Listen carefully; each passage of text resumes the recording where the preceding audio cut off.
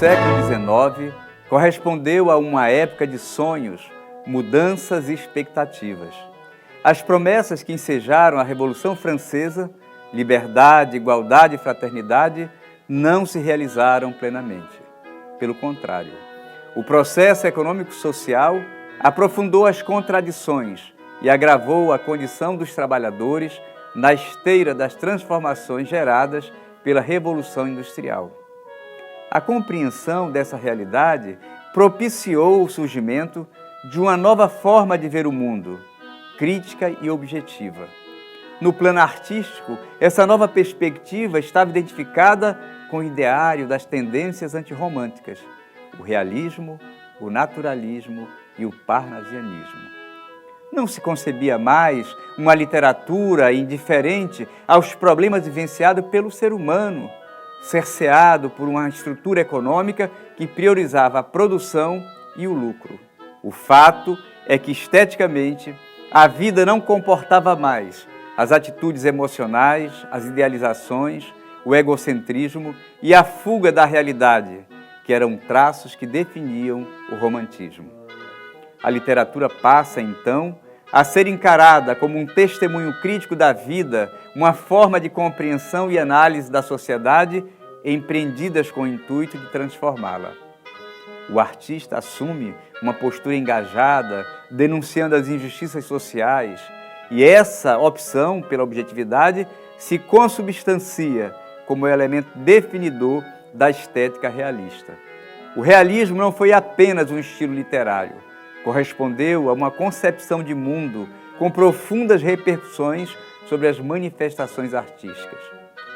Tendo como cenário histórico a segunda metade do século XIX, a estética realista refletiu as transformações econômicas, políticas, sociais e culturais que marcaram a época.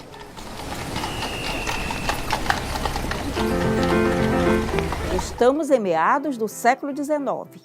Já vivemos os resultados da grande Revolução Industrial e da Revolução Francesa. Nós vimos que liberté, égalité e fraternité não resultaram bem para o povo. O povo vive a exploração do homem pelo homem e a sede pelo lucro. Portanto, as coisas não vão bem. E isso nós vamos ver na arte. E eu vou aqui destacar dois artistas franceses. O primeiro deles é Gustave Courbet, que fez a obra Moças Peneirando Trigo. Vamos observar este quadro. Em primeiro lugar, a composição dele. Que belo quadro! As cores neutras. E predomina uma luz que é uma luz natural. Em primeiro plano, uma moça vestida em vermelho que estende a peneira na qual ela peneira o trigo, apontando em direção a um garoto que abre uma gaveta, possivelmente ou certamente para guardar o trigo que já está limpo. Do lado esquerdo da peça, uma mulher bastante cansada separa com os dedos o joio do trigo. O que nos diz esse quadro? Esse quadro, ele registra uma cena cotidiana do interior da França, de mulheres e uma criança trabalhando na sua faina diária. Vejam, o realismo é olhar em torno de si, ver o que se passa, o que acontece, sem romantismo, sem idealização, mas com recortes objetivos da realidade. Este quadro é uma das obras mais importantes do realismo francês. Em seguida, quero falar de um pintor que influenciou inclusive Salvador Dalí. Tem muitas obras sobre o Ângelus. O que nos mostra essa peça? Essa peça nos mostra a hora do Ângelus, como ele diz. É uma cena que em primeiro plano está um casal. Nós vemos a ferramenta deles, são agricultores, e um cesto, possivelmente com algumas batatas. E eles param, a mulher em gesto de oração. O homem tira o chapéu, também de cabeça baixa, em gesto de oração. E à frente, uma enorme paisagem crepuscular. o que é belo do Millet são as luzes que ele insere no quadro. Quero dizer que o realismo, ele tem um compromisso com o povo, ele tem um compromisso com as mazelas, com a exploração, com as dificuldades, com a vida difícil que o povo está vivendo naquele momento. Ele registra isso, ele mostra isso. Inclusive o Courbet foi um militante político, foi preso, depois se refugiou lá na Suíça, onde faleceu. E o Millet, ele vai influenciar dali, influenciar outros pintores que recorrem sempre, principalmente ao Ângelus, para mostrar o que a beleza e a objetividade e a arte nos pode dizer. Bom, e a arquitetura? Como foi a arquitetura? Observemos que é resultado da Revolução Industrial e de uma descoberta extremamente importante para o homem, que é o ferro e o aço. A Torre Eiffel, que é o grande símbolo da França, que mostra aquela dama nua, plena em ferro e aço, que de início foi um escândalo, o povo não se conformava com aquela peça ali, e que hoje é um símbolo da França e é um dos maiores centros de atração turística do mundo. Também lá em Londres nós temos o Palácio de Cristal, que é feito em ferro, aço e vidro. Nós vemos em Berlim, nós vemos aqui na América do Norte, nos Estados Unidos, as construções em ferro e aço e vidro que vão ocupar o mundo inteiro. No norte do Brasil, por exemplo, nós temos um mercado chamado Adolfo Lisboa e que foi construído com peças que vieram da Europa, todo em ferro, em aço e com presença de bastante vidro. Então vejamos bem, a influência da arte, a influência da arquitetura ou a extensão da arte, da arquitetura, ela se projeta para todo o planeta. E na música? Na música nós não temos uma grande presença, mas nós temos, por exemplo, Verdi, Rossini, Mendelssohn, que escreveram, que produziram óperas. E no Brasil, o que nós temos dos nossos pintores? O que a arte brasileira oferece no realismo? Vou falar aqui do Almeida Júnior, que fez Caipira Picando Fumo. É um momento de descontração. Nós vemos novamente a luz, a predominância das cores neutras. Quero dizer que ele esteve durante 6 anos lá em Paris, estudando Belas Artes em Paris. Então nós vemos um homem sentado, de meia idade, com uma camisa branca em V, as calças marrons, pouco marrons, dobradas até o meio da perna, numa imensa satisfação de picar o fumo e aqui a palha, já para ele enrolar o seu cigarro. Então essa aí é uma grande contribuição do realismo brasileiro. Um quadro belíssimo, um quadro inspirador, que registra o cotidiano. O que importa? Não importa a sacralidade, não importa idealizações, mas o dia a dia do homem transformado em arte.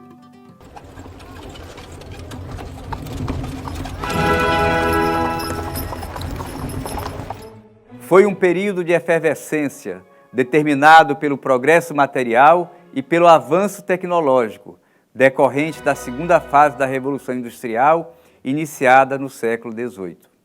A nova realidade econômica se caracterizou por intensa produtividade, com a utilização do petróleo, da eletricidade e do aço.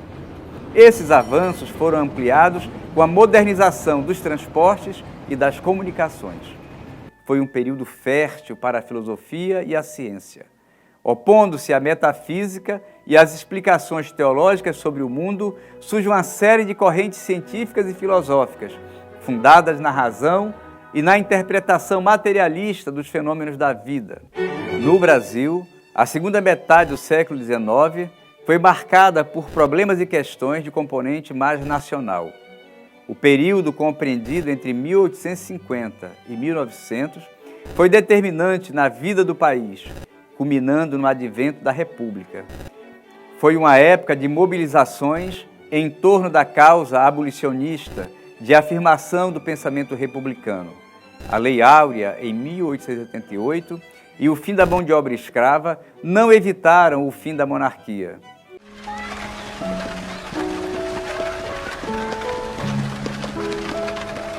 A Europa foi o palco das transformações que culminaram no surgimento do estilo realista. A primeira obra concebida dentro dos padrões estéticos da nova escola foi Madame Bovary, do romancista francês Gustave Flaubert, publicada em 1857. Me ama muito? Sim. No Brasil, o realismo teve como marco o livro Memória Póstuma de Brás Cubas, de Machado de Assis, lançado em 1881.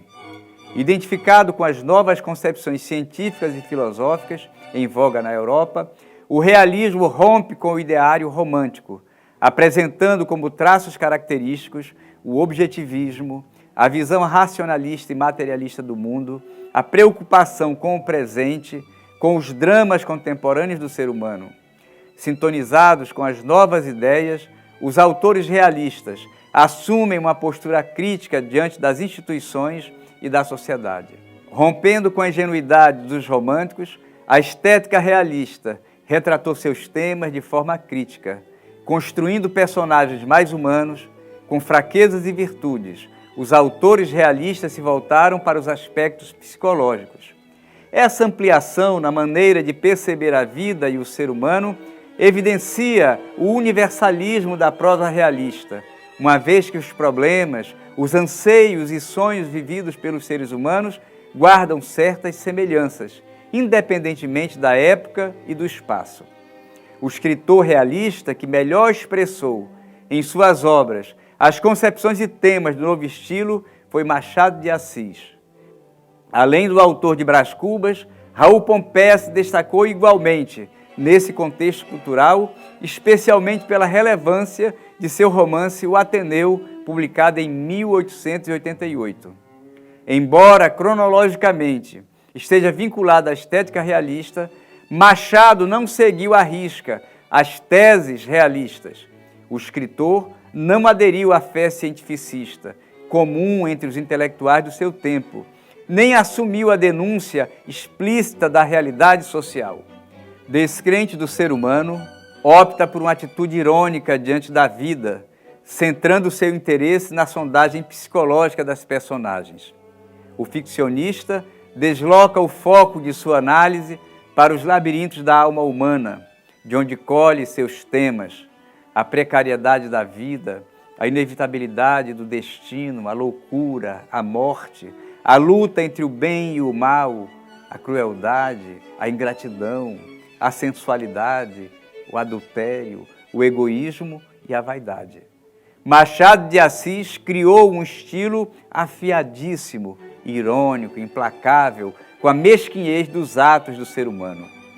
Tece as malhas de seu discurso narrativo numa linguagem impecável e precisa, carregada de nuances e intensa carga sugestiva. O professor e crítico Antônio Cândido, no ensaio Esquema de Machado de Assis, comenta o estilo do autor. Logo que chegou à maturidade, pela altura dos 40 anos, talvez o que primeiro tenha chamado a atenção foram a sua ironia e seu estilo, concebido como boa linguagem. No fim de sua vida, os leitores sublinhavam também o pessimismo, o grande desencanto que emana das suas histórias. 10 anos depois da edição de Memórias Póstumas de Brás Cubas, Machado de Assis publicou em 1891 Quincas Borba, segundo volume de uma série de 3 obras-primas da literatura brasileira, que se completaria com Dom Casmurro em 1899. Quincas Borba é um romance que confirma o talento e a maturidade de Machado de Assis como ficcionista, observador perspicaz e fino cronista da vida cotidiana do Rio de Janeiro nas últimas décadas do século XIX. A partir das peripécias e do processo de degradação mental de Rubião, protagonista da história, o narrador constrói um painel crítico e irônico da sociedade sob o reinado de Dom Pedro II. Machado concebe a vida dentro de uma perspectiva trágica, em que o ser humano pouco pode fazer para alterar o seu destino. O romance Quincas Borba é um relato sobre o destino trágico de Rubião. É o itinerário de sua trajetória de modesto professor a capitalista, culminando com a sua ruína econômica e emocional, e, por fim, a morte. Herdeiro de uma fortuna imprevista, é enredado por um casal ambicioso. Cristiano Palha explora sua riqueza e se apropria de seu dinheiro, enquanto sua mulher, a bela Sofia, trata-o de forma insinuante, ambígua, ora acenando-lhe com a possibilidade de um enlace amoroso, ora afastando-se. Tudo era parte do jogo de Sofia para envolver e não desagradar Rubião. Por isso, vale-se da sedução para aliciá-lo e assim cativar-lhe a simpatia e os favores. Mas a paixão transforma-se em delírio e, por fim, em loucura. Nas crises de insanidade, Rubião se imaginava de forma triunfal, um vencedor, identificando-se com a figura do imperador Napoleão III da França. Merece destaque especial na trágica história de Rubião, o cachorro Quincas Borba. Ele está presente ao longo da obra, nos momentos felizes e tristes de Rubião, inclusive na sua morte. É o único amigo que lhe restara, acompanhando-lhe em seu sofrimento e desilusão com o mundo.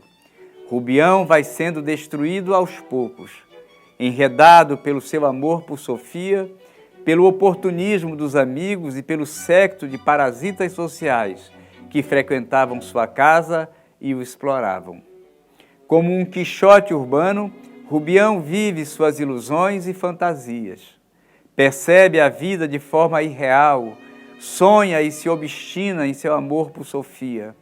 Estimulado por Camacho, seu amigo jornalista, deixou-se seduzir pela miragem do poder. Mas Rubião fracassa em tudo. O amor por Sofia não se consumou. Os sonhos de ascensão política não dão em nada.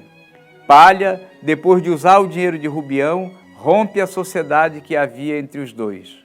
Paralelo ao seu empobrecimento, a loucura começa a aflorar na mente do protagonista. Os amigos se afastaram. Restou-lhe apenas o cachorro Quincas Borba, que o acolhia sempre alegremente, receptivo aos seus carinhos. Com o agravamento de sua demência, Palha interna o ex-sócio em uma casa de saúde. Enquanto Rubião sucumbia à loucura, Palha progredia a olhos vistos, formando com Sofia um casal rico e elegante, cuja casa é frequentada pelo melhor da sociedade da época. Depois de abandonar a casa de saúde, Rubião e o cachorro reaparecem em Barbacena, repetindo tresloucado: "Ao vencedor as batatas! Ao vencedor as batatas!" Ao vencedor as batatas! Maltrapilho, faminto e acometido de febre, é recolhido por sua comadre em meio à intensa agonia e sofrimento. Poucos dias depois, morreu. A cara ficou séria, porque a morte é séria. 2 minutos de agonia, um trejeito horrível, estava assinada a abdicação. A tragédia de Rubião se completa com a morte, 3 dias depois, do cachorro Quincas Borba. Queria dizer aqui o fim do Quincas Borba, que adoeceu também. Ganhou infinitamente. Fugiu desvairado em busca do dono e amanheceu morto na rua 3 dias depois. Indiferente à sorte dos homens, o tempo segue em seu pingar corrosivo. Tudo converge para o fim e o silêncio. Sorrir ou sofrer diante do espetáculo do mundo, nada podem para lhe mudar o curso. Machado de Assis decifrou o enigma. O sentido de nosso existir está em nós e não no mundo. O céu, o sol e as estrelas testemunham impassíveis, o desenrolar de nossos destinos. O que explica a mensagem e a forma irônica como o escritor conclui seu surpreendente romance Quincas Borba. Eia, chora os dois recentes mortos, se tens lágrimas. Se só tens riso, rite. É a mesma coisa. O cruzeiro que a linda Sofia não quis fitar, como lhe pedia Rubião, está assaz alto, para não discernir os risos e as lágrimas dos homens.